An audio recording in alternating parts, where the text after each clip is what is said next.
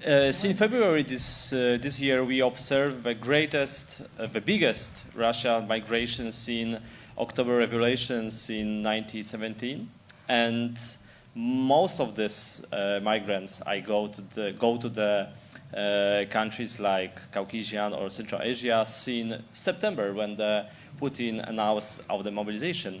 And today we try to answer the question how it reflects to the countries on the Caucasian and Central Asia region. My first question is, what we know about these Russians which go to your countries in September? Who wants to start? You know. Yeah, first of all, thank you. It's really great opportunity for me to be here with you all and listen to so many very interesting, inspiring presentations. Yeah, actually, we don't know much. We know Russian soldiers, like I'm Georgian, my country, 20%, more than 20% of my country is still occupied by Russians. And the creeping occupation continues, and we know Russian soldiers, we know Russian army, we know Russia as such, but we never seen the waves of migrants from Russia. So it's kind of a new phenomena. And it started with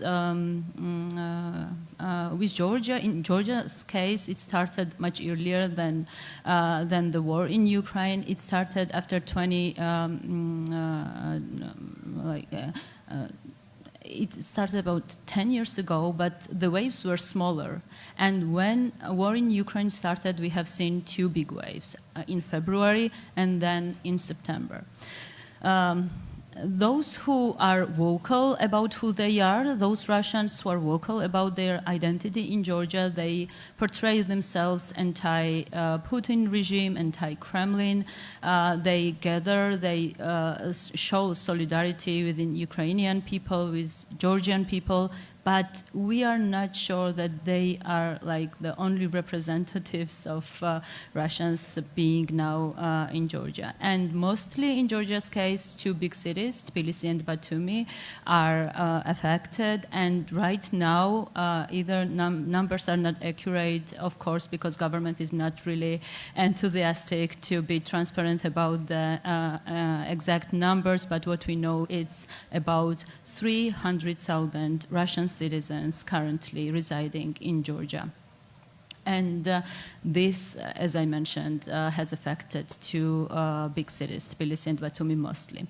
And one little thing about who they are, like just recently CNN published the journalistic investigation.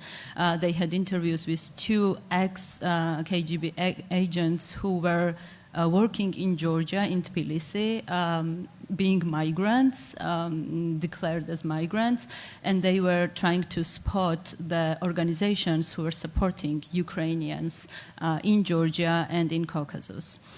So it's mixed, and there are a lot of different people, and at the moment we know really not much about them. Yana, how it looks like from your perspective? We also have two waves of Russian migration. First in February, of course, and there was, how we call them, cultural intelligence of Russians who came to Uzbekistan.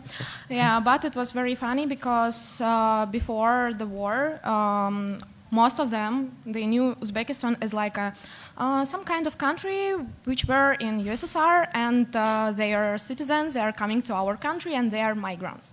And we have a joke in Uzbekistan that for Russians, Uzbek people are migrants, but suddenly, for us, when Russians came to Uzbekistan, they became expats. Expats. Wow. So you came to our country without money, without any work, and you say that you are expats, but we are migrants. And of course, as Nina said, it's very mixed people. So some of them are against war, some of them unfortunately not. And the last wave, it was in September after mobilization in Russia. But I cannot say the current number of Russians now in Uzbekistan. So that's all. Let's move to the Kyrgyzstan. Yeah, you can begin. No, you know You better. spend much more time in Kyrgyzstan than I do. You know better. Okay. Hi, everyone. I'm going to be very angry because I moved to Ukraine, last year. So I'm not really happy about Russians coming to my country. But I think for us, this is a really interesting historic chance to divide Russia. And this is my dream that I've been dreaming of for a long time now, that Russia should be broken up. And one thing we should not forget is that Russia still is a colonial empire. It still has colonies. It still has at least 20 or something republics within Russia, which I think are worth being independent and which are unfortunately not. And if they become independent, that will solve so many problems for countries which are already independent, In Russian language, it's really interesting. They have two different terms, Ruskiye and Россияне. And they really love, highlighting this, that there are certain Ruskiye who are probably more privileged or something, the main ethnic group or something. And then there is Россияне, which is a term for anybody who holds the Russian passport. And I'm not sure that people in Kyrgyzstan actually paid so much attention to which Russians are coming and from which regions of Russia they are coming. But what I've seen in maybe it's a bubble where I'm just, spending my time, but I've seen the rise of certain movements for, at least in several republics which are part of Russia, to actually leave Russia. And I think this is a really great trend, and I think this should be supported.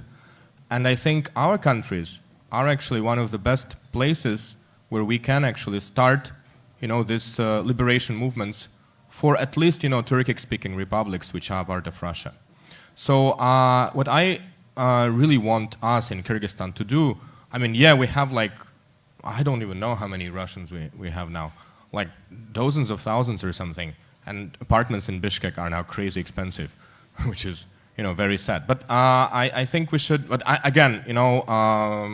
we should, I guess, use this as a chance to become, the southern front of, helping Ukraine to win the war by actually starting to break up Russia through, these people, through supporting national liberation movements within Russia. Our country is probably one of the best, our countries, all Central Asian countries, are probably one of the best places to do that because we can, I truly believe that, inspire Tatars or Bashkirs or Chuvashis or people who are actually very closely related to us to start something like that. It will be a long way, of course. It will take us years, maybe decades to achieve that. I don't know. Although on the other hand, Russia is doing everything to break up as soon as possible. I hope so. And our countries are, I think, is the best platform to start doing that. So I don't know the data. Again, from which regions exactly Russians are coming, but I would love, to somebody to start researching that, or maybe we should do that, Izirek, and start maybe finding out people who potentially can, start this wave of, fighting for independence for, republics that are currently occupied by Russia. So in February, we talk about the approximately 900,000 Russian migrants who flee from Russia. Some of them go, for example, to the Kyrgyzstan, where one of the results of this is, for example, the skyrocketing prices of the rent of flat and all of the services. Izirek, yeah, this is good pronunciation. What kind of story do you covering according to this migration? Like you try to looking for the results of these Russian migrants, or I don't know, try to covering also the social response to this situation? Actually, I'm not a journalist. I'm so sorry that I'm joining this conference, but I'm the project manager, and I do non-journalistic projects, and that's why I'm not very sure that I can answer this question, but I wanted to add to the last question about who are these Russians. And actually, Russians who came to Kyrgyzstan were people who were running from mobilization, because we didn't have a lot of Russians after February, but we did a lot of, we had a lot in September. And we know that these people are not running because of the war. They because of Putin or something like this. They are running because they don't want to go to war, not because they're against of this, just because they don't want to die. They are too scared. Yes, they are scared, and they are coming to my country, and they are pointing to the problems and saying, "Oh, you know that you should do this, solve these problems, do this, and etc." And go to your country and solve your problem. Don't come to my country and saying what should we do or shouldn't.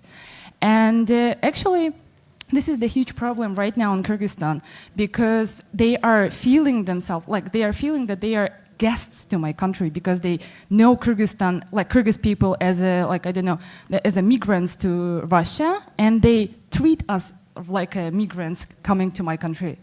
And this is the huge problem right now. But about the topics, I think we know that there are a lot of Russian people right now in Central Asia, and media outlets have this problem. Do they need to create some unique stuff for unique topics for them, or no? But we as club, we don't think that they are our audience. We don't do unique stuff for them.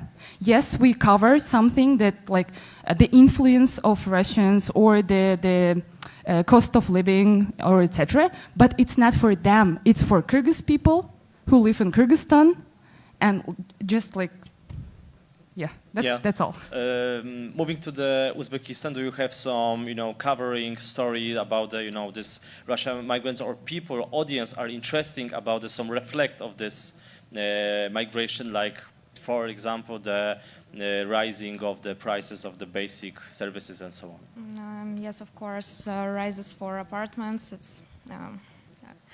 It's a very bad story. I know some of Russians, when they came on February, there were a lot of guys from Tatarstan, from Kazan. They are Tatars, and they start organize some cultural projects such as Bahor, called Bahor. Bahor from Uzbek, it's translating like spring. And they organize some events, anti-colonialism events.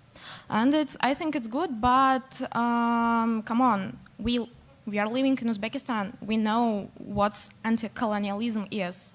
And what I can say, most of them, as Izrak said, they are too scared. So they are running, and on February they used Uzbekistan like some transport hub, because most of them after Uzbekistan goes to Georgia, goes to Armenia, goes to Turkey, Singapore, and other countries. And of course they had a lot of questions like, oh my God, you don't have vegan plov? Do you have an internet? Oh my God, your internet, it's too expensive. It's $10 for 30 gigabytes. Wow. And we are just saying, sitting and, really? It's too expensive for you? Come on. And it was very funny to see how they are surprised. Just, we thought that Tashkent is some kind of Samarkand and you don't have autos. You use donkeys, and oh my God, your prices like at Moscow. Tashkent is more expensive than Moscow, and I'm just sitting at Tashkent. That's because of you. Yeah. So unfortunately, what can I say? Unfortunately, now we have a lot of Uzbek people who support this war. Unfortunately. We're trying to do all our best to change this point of view because we understand that if Putin did it with Ukraine, he can do it with us, with Kazakhstan, with Kyrgyzstan, with Uzbekistan and other countries, and it's very bad. And for me, I'm very happy to understand that of course, a lot of people in Tashkent and other Uzbek cities, they are against this war, and they started to do our local programs to support Ukraine. For example, I knew one guy, he make help to Ukraine. It's Instagram account, just Instagram account, and they donate to Ukrainian people who came to Uzbekistan. They help them to buy clothes, to buy medicals, to do some documents, hotels, home, and other. And I think it's very beautiful. I think that it's a very good chance to us to understand that Russian is not a very, how to say, elder brother to Uzbekistan. No, we are too old. Come on, it's 30 years after USSR. I think Uzbekistan should try to do something by ourselves. From one hand, Georgian society at the biggest part support Ukraine and Ukrainian, but from the other hand, that this is a country where a lot of Russian came, right? Last month, sorry. So what is the difference between the social, response to this Russian migration and government response? Yeah, actually, that is a good question, and I will just say a few words also. The media approach, professional media in Georgia struggles right now to find this golden middle. On one hand, on reporting on these huge waves as a threat and what kind of threats it might cause to Georgian society, which is already polarized, fragmentized, and has its own problems. On another hand, they need to report on these issues without cultivating hate and xenophobia and hatred, and being professional and true to human values and human rights, right? We have seen some really great cases of reporting on Russian migration issues by different Georgian media outlets like Gem News, OC Media, and others. But still, it's, as mentioned, it's for Georgian audience, and language became huge political issue as well, because Russian language media never was popular in Georgia. Very small % of Georgian citizens were using Russian language media outlets because they perceived this as a propaganda, and now Georgian media is thinking, we leave these people, we ignore this new audience, Russian-speaking audience in the country, or we make them isolate themselves even more in their Telegram chats, Facebook. Yes, that's why I hear from you before this discussion that I guess maybe in the Uzbekistan and Kyrgyzstan it's worked very similar, that the Russians who came have own Telegram channels when share the information and so on, right? Yes, it's very there is a huge movement there. They share information, they produce information for their communities. They have already their private schools and community centers, etc.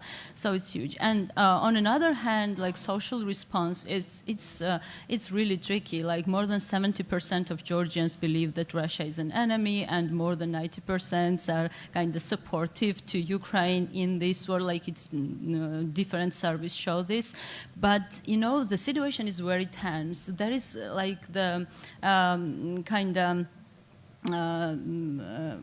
movements which you need to catch. A lot of people are so aggressive against Russians, especially those who are so saying, oh, you have such a nice city or something. They just got information about that. But also there is another side, and we need also, I think, to see that part as well. Government benefits from that.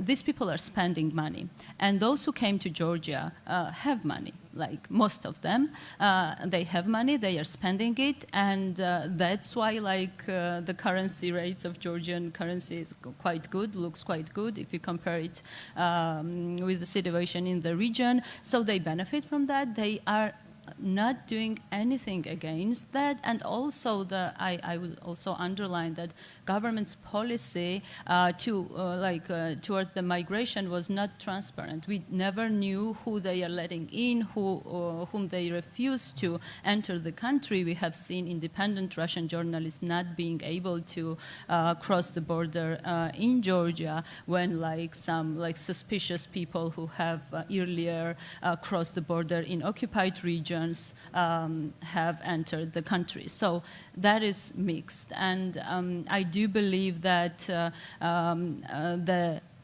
final answer, final response of Georgian society towards these huge waves will hugely depend on what is happening in Ukraine. And when Ukraine is winning, it's a little bit less tense. And when there are more attacks from Russia, then it's getting hotter. Yeah. Bektur, how far is reaction of the Kyrgyz society and the government in Bishkek? It's very far. Our government is both stupid and coward. And on the other hand, I understand why they behave like that, because Kyrgyzstan is kind of, in this really weird region between Russia and China, with all the other possible allies being very far and not really caring about us. So they have to sort of, try to be in a good relationship with all these huge countries around. But the society, it's different a bit with the society, and I would want to elaborate on that a bit deeper.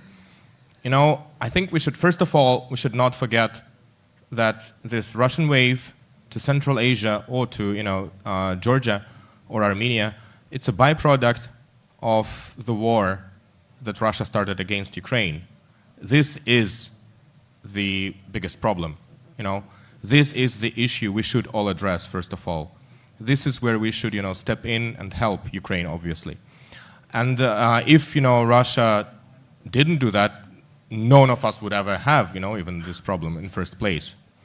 And again, I'm probably talking on behalf of, this very limited bubble that I'm representing.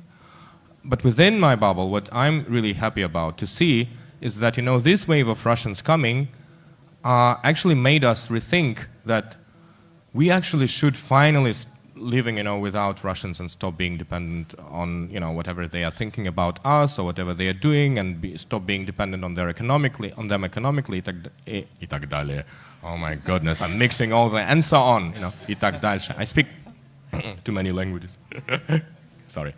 And this brings our society a really great chance to build what I call post-colonial solidarity, and I wish that it grows only stronger. And us being shocked, by this wave of Russians coming to our country, should inspire us to actually build much closer ties, with people who we actually, first of all, have the common enemy with, and with people who we share, the common, very traumatic history of colonialism and occupation. And I'm talking, of course, about the cooperation between the people of Central Asia, the people of Caucasus, and definitely people of Ukraine, who are fighting for all of us today. And this is the message that I'm trying to spread within my circle in Kyrgyzstan. This is the message that I'm trying to spread all over, all across our regions, that Ukraine is really fighting for the freedom of all of us. And the problems that we are experiencing cannot be even slightly compared, to what Ukrainians are going through. And so from our hand, I think what we should do as a society, first of all, to be patient and, to keep on, having, and these Russians who are not serving in the army, at least, by coming to us, thank God, then also build stronger ties with our, fellow friends from Caucasus, from Ukraine, from other countries which were colonies of Russia at some point, and to find ways to cooperate between each other without, the Russian prism, without Russian participation. Because unfortunately, this is how it has been before. Usually, Russia would always be between us. Russia would always be sort of intermediary between us. Even not necessarily the state, Even хорошие русские would be intermediaries between us, and we should avoid this at all costs possible. So, but again, this is a reflection of thoughts maybe of a tiny bubble of the society of Kyrgyzstan. But I really hope that this bubble grows, thanks to us again, But we are doing our best to grow this bubble as as hugely as possible. Looking to the answer to the question, opportunity or threat, I go to Diana. What do you think from the Uzbekistan perspective about this Russian migration? Of course, this answer is about, it could be also opportunity what the Bakhtur say, right? It's like building like post-colonialism solidarity, yes, in the front of this migration wave. It's maybe very problematic situation because, as Nina said, our government also have a lot of benefits from Russians who came, and our government, for example, is helping to Russian IT workers to get IT visas. They help them with work, with job, with salary. For example, Russian salary is more higher than Uzbek salary. And of course, our society is not so happy about that because we have a lot of our problems that we need to solve. And now we need to pay attention for Russians. And of course, Viktor said that we need to do something together without Russia. I agree with that. But now Uzbekistan need to do something with these Russians. And it will take maybe longer time than we expected, maybe 2 or 3 months ago. Aizirek? I actually can't call it as an opportunity.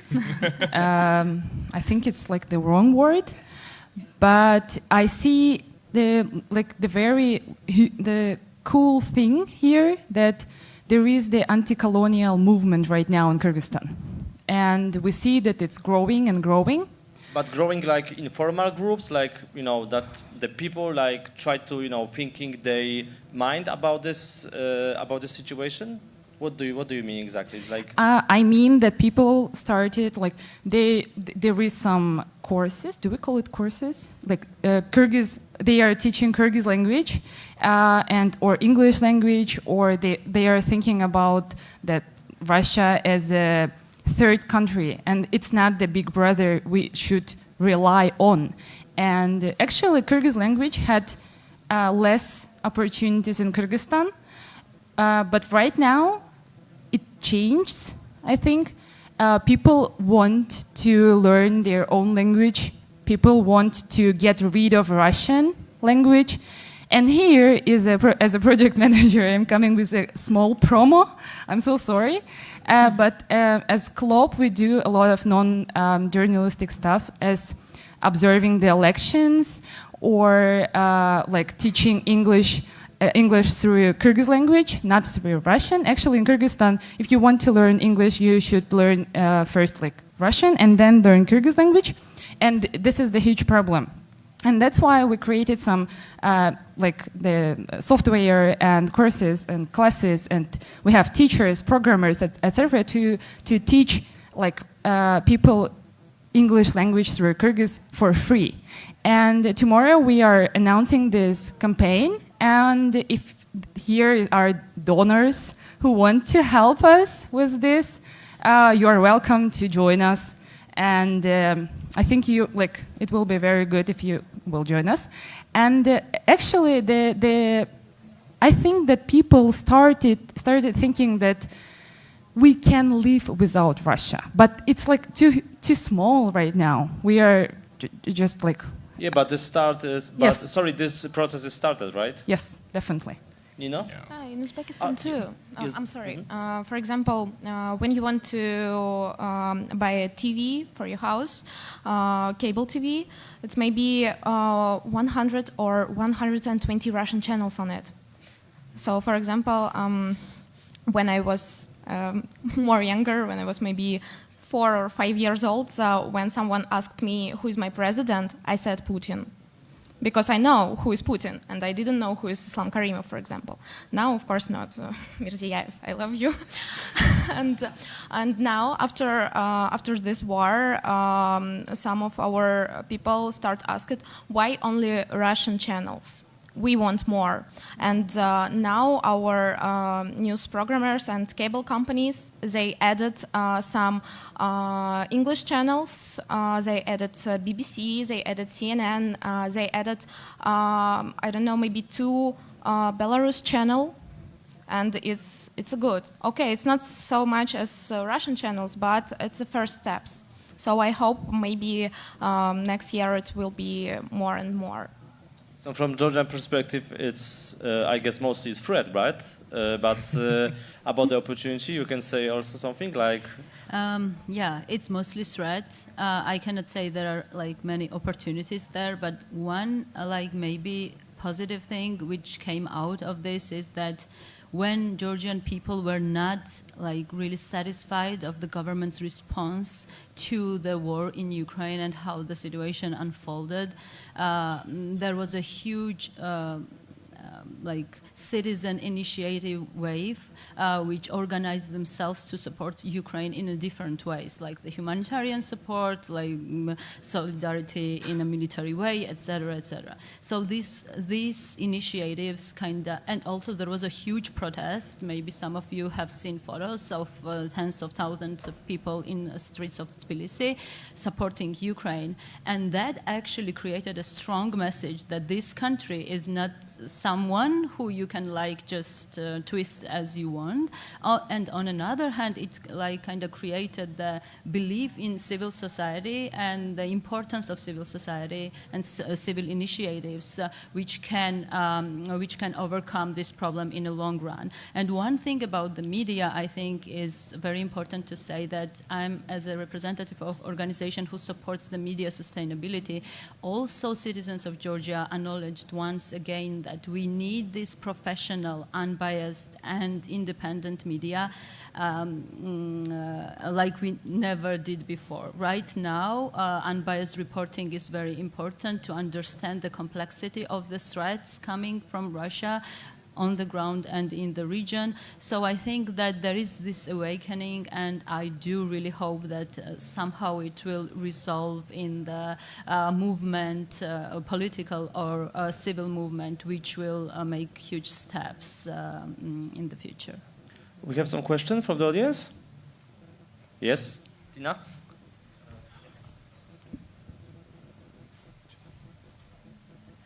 So maybe this is really obvious to everyone else who's here, but I was wondering if you could just say a little bit about what the legal process is. Is it possible for anyone just to migrate? You mentioned also some people had to apply for visas. When Russians come, are they able to get jobs easily? They don't have to do anything special, or is there some kind of legal process that they have to follow? Russians don't need visas to get to Central Asia. They can stay in Uzbekistan for 30 days without any documents.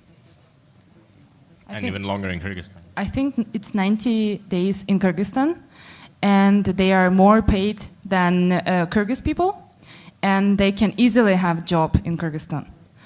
And that's why they have, yes. It's some kind of stigma in our society because when some job offers, they heard about, oh, this guy, for example, this guy came from Russia. He said, oh, he has a more experience than Uzbek people.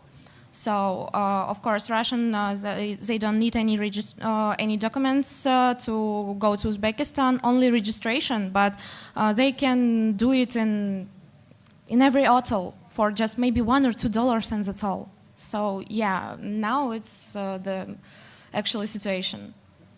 In Georgia, they can cross the border without visa, but still border control can deny entry to some citizens who they might think are suspicious. For example, we have a law which requires that those who are entering Georgia, they never can enter the occupied territories of Georgia without the permission of Georgian government. So some Russian citizens who already have been to occupied territories, they can be denied entry to the country or any other like legit reason behind that.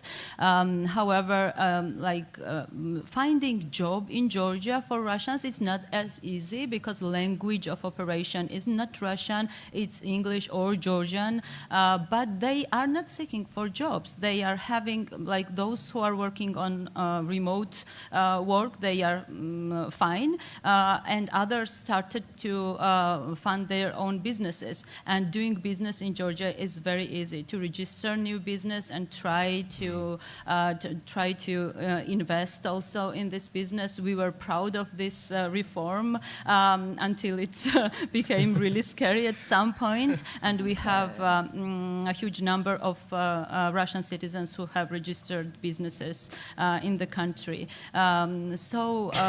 It's kind of a quite free regime in that terms for Russian citizens.